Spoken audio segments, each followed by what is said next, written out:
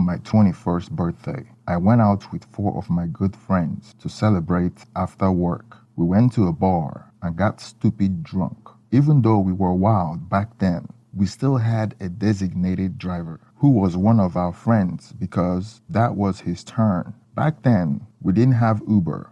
Unbeknownst to us, our designated driver, who is one of our friends, took the bottle outside where we couldn't see him and got hammered. Then it was time for us to go home late in the night. My vision was blurry. Didn't even remember getting into the car. All I remembered was the screeching of tires, the crunching of metal, and the shattering of glass through the air. Pain surged through my body as the violent impact jolted my back from my drunken slumber into a state of disarray. I groggily opened my eyes, feeling disoriented and confused. The bright, sterile light of the hospital room assaulted my senses, and it took a moment for my blurry vision to adjust. As I tried to piece together the event leading to this moment, a sharp pain radiated from my groin, causing me to wince in agony. My gaze shifted downward, and my heart sank as I saw the bandages adorning my injured groin,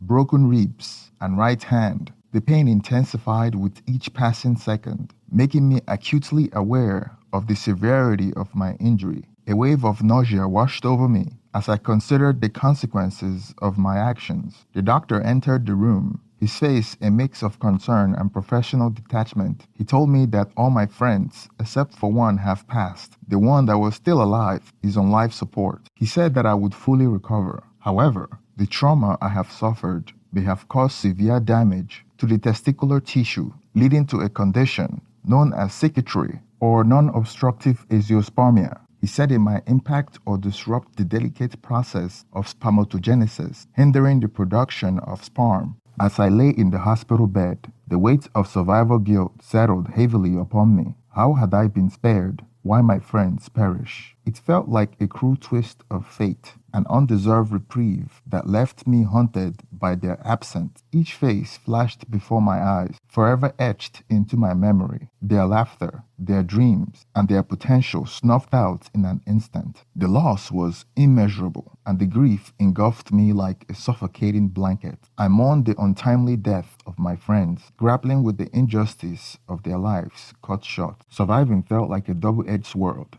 as if I was left to carry the weight of their memories and honor their legacies. I was not religious, but in the days that followed, I found solace, knowing that a higher power had a mission for me in life, and I needed an answer to know what to do. As I lay in the support of a hospital bed, grappling with the immense grief and survival guilt, a gentle knock on the door interrupted my thoughts. A preacher stood in the doorway, his compassionate eyes filled with empathy. He introduced himself and explained that he heard about the accident and wanted to offer comfort and support. His presence felt like a lifeline in that moment of despair. It felt like the answer I was looking for from a higher power. We talked for hours, sharing stories and diving into the depths of faith. He spoke of redemption, forgiveness, and the unconditional love of Jesus. Something within me resonated deeply with his words, and I saw his visit as a sign of hope and divine intervention. As the preacher continued to visit, our conversations began to transform my shattered spirit.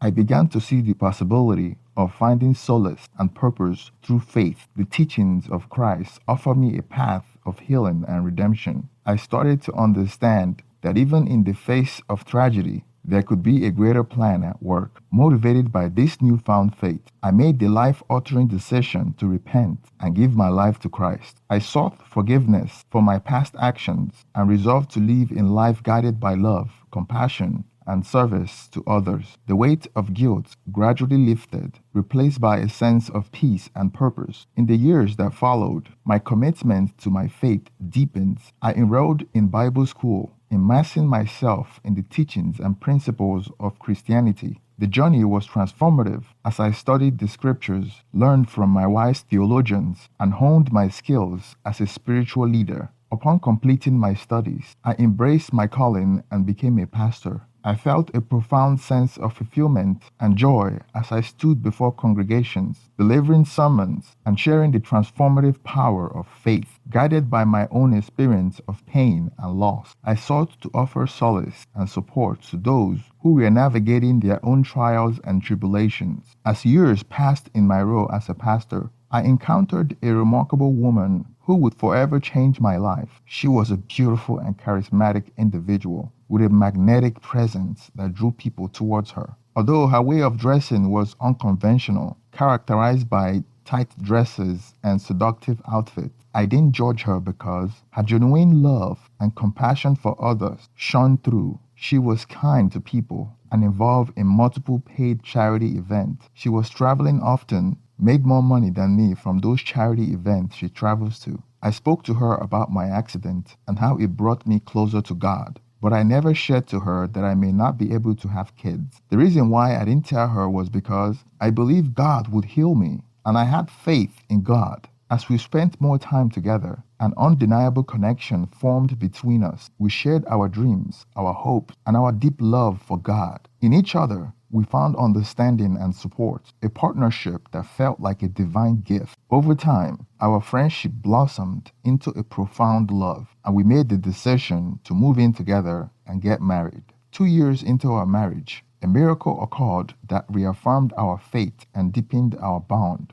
Against all odds, we discovered that we were expecting our first child. The doctor has previously informed me that I couldn't have children, and yet here we are, experiencing the joy and awe of new life. It felt like a testament of God's grace and the wondrous ways in which He works in our lives. The arrival of our son filled our hearts with an overwhelming sense of gratitude and wonder. We marveled at this precious gift, knowing that he was a testament to the miracles that could unfold, even when circumstances seemed impossible. Our journey as parents became a testament to the unfathomable blessing that God has bestowed upon us. We embrace our role as parents with a deep sense of responsibility, vowing to raise our child in an environment filled with love, faith, and understanding. As our marriage continued to unfold, my wife's passion for church work and involvement in various charity organizations took her on frequent solo travels. While I understood the importance of her dedication and sacrifice, I couldn't help but feel a pang of unease whenever she embarked on these journeys, leaving me to the care of our son. I recognized the significance of her mission and supported her wholeheartedly, thinking that her work was making a positive impact in the world. Our marriage, like any other, experienced its share of ups and downs. We faced challenges and disagreements, but we remained committed to keeping our family together and nurturing our love for each other. It was a constant journey of learning, growing, and finding ways to navigate complexities of life together. 2 years after the birth of our first son, we received news that filled our hearts with overwhelming joy and disbelief. We were expecting another baby. The doctor's diagnosis of my infertility had made this news seem impossible. And yet, here we are, experiencing the miracle of a second pregnancy. It felt like a double blessing, a confirmation that God's hand was working miracles in our lives. As we waited the arrival of our second child, I couldn't help but feel a deep sense of gratitude and wonder. The mistrust that had taken root within me towards doctors and medical professionals grew stronger. I questioned the accuracy of their diagnosis and felt as though I had been deceived. This experience reinforced my belief that God alone held the power to heal and that miracles could happen despite the limitation of medical science. With the arrival of our second healthy baby boy,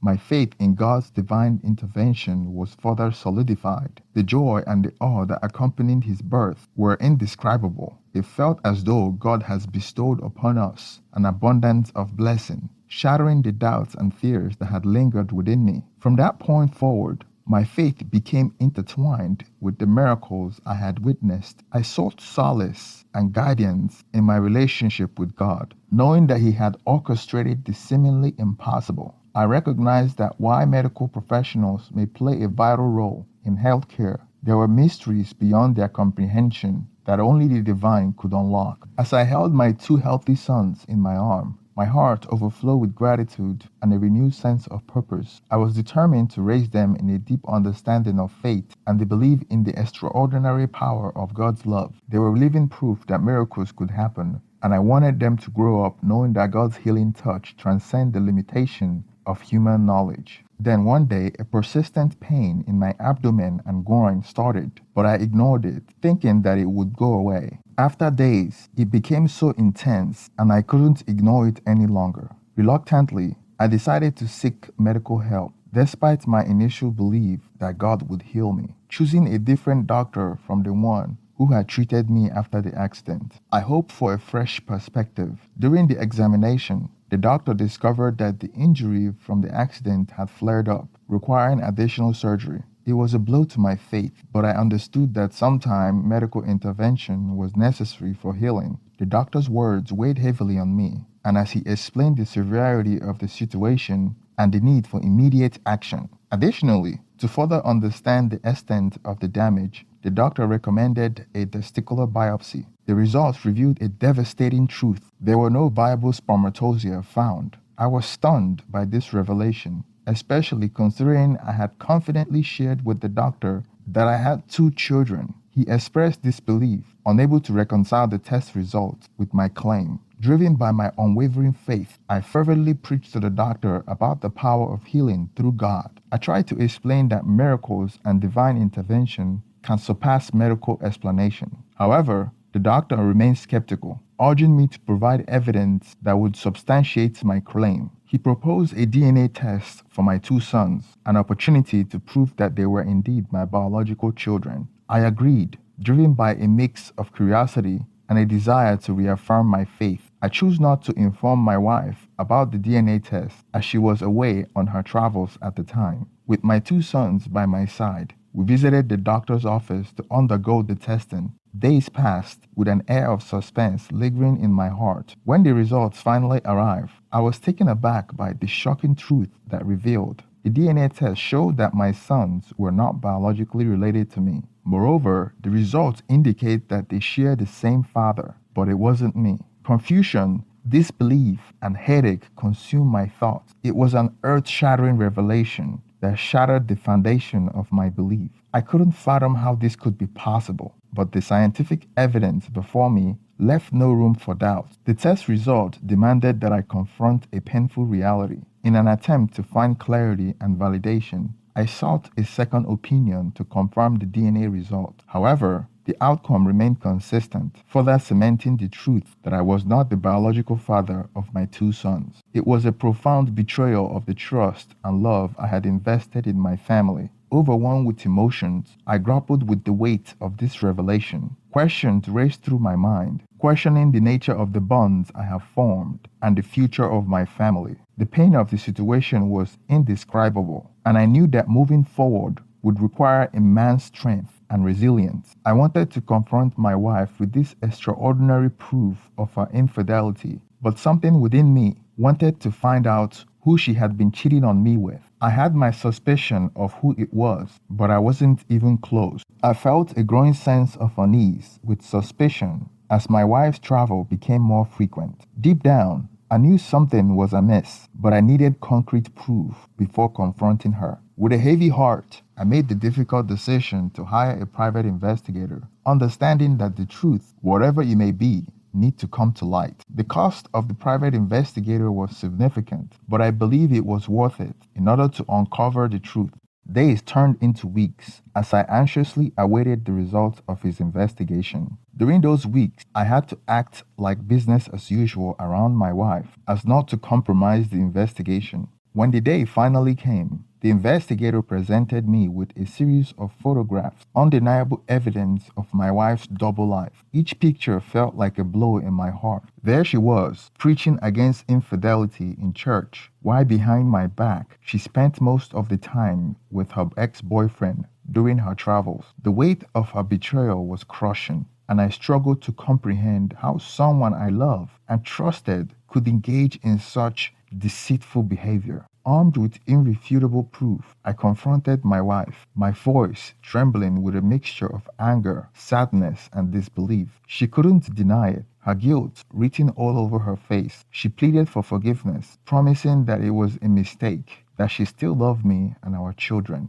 But the depth of her betrayal had shattered the foundation of trust we once had, and forgiveness seemed impossible in that moment. The anger and pain welled up inside me, overpowering any remnant of love that remained. The decision to file for a divorce became clear, a necessary step to protect myself and our children from further hurt and deception. It was a painful choice, but I couldn't continue living a lie, pretending that everything was okay. The day that followed were a blur of paperwork, lawyers, and emotional turmoil. The path toward divorce was challenging and emotionally draining, but I knew it was the right choice for our future well-being. I gathered the church elders and fellow pastors to tell them what my wife did. Out of shame, she basically stopped going to church and was later excommunicated. Most people couldn't believe what she did, but it later made sense to them because of her mannerism, her seductiveness, and constant need for attention, which everyone, including me, saw but chose to ignore till now. As much as I loved my children, I still felt like they had a biological father, and at their age, they wouldn't remember me if I was gone from their life. My soon-to-be ex-wife tried to convince me to stay, saying that I was the only father they knew. I responded that I was only the babysitter, the provider, the placeholder. The real father was in the private investigator's pictures. How could I be taking care of our baby while she's out there screwing another man? Then on Sundays, she would preach to others about purity and integrity, and she had none of those. Thank you for staying to the end of this video. Please share your opinion on the comment section. Please continue to support this channel by thumbsing up and subscribing if you haven't already. Thank you and have